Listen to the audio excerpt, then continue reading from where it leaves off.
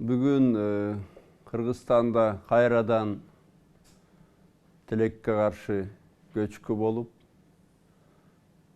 Өзгөн районунда бір кичинекей айылды 10 шақты үйді басып қалып, жетесінде киши жашап аткандай. Бирок баарынан кейиштүүсү мына 2-3 күн мурун барып көчкүлө десе укпай көчпөйбүз деп биздин мекендештерибиз ошол жакта жашаган такыр болбогой өттүр да, көчпөйбүз деп. Анан кийин мен кайгырганым мындай да, мына бүгүн биометрика жаңы паспортты жасай турган жерге келип, эскисин көрүп атабыз, жаңысын көрүп атабыз. Албетте тилегибиз дагы жакшы.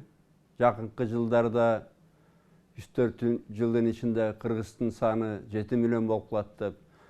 Бирок ушундай да кайгырасың да, мен деле айылга өскөм. Албетте көчкүсү келбегендерди түшүнөм. Жазында даяр жайып турат, көчкүсү келбейт. Бирок ушу макул, сен өзүң үйдүн кожоюну же кожойкысы көчкүң келбей атса, балдардын эмне абалы бар? Şu maldın başı balanın başынан артыкпы? Maldın canı balanın canından артык. Ошо балдар аман калса, малын да сатып берет. Ишкер болот, мүмкүн президент болмок ошо балдар. Мен ушу мекендештериме кайрылат.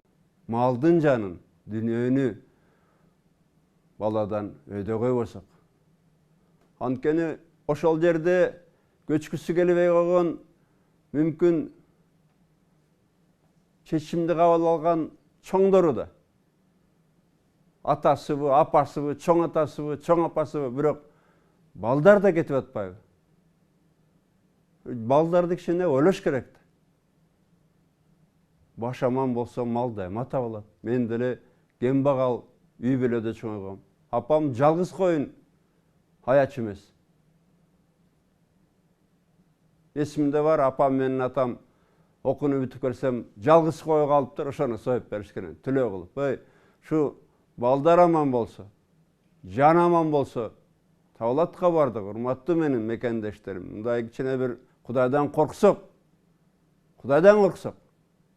өзүң жашагың келбесе, малды өзүңөн артык көрсөң, балдардын эмне абалы бар?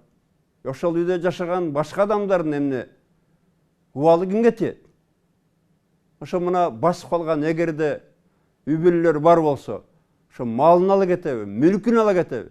Мына кээ бирөөнү көчкүнүн алдынан казып чыгарылбай атабыз. Аларга мүлк эмес 8 метр 5 буйрубай калып атат.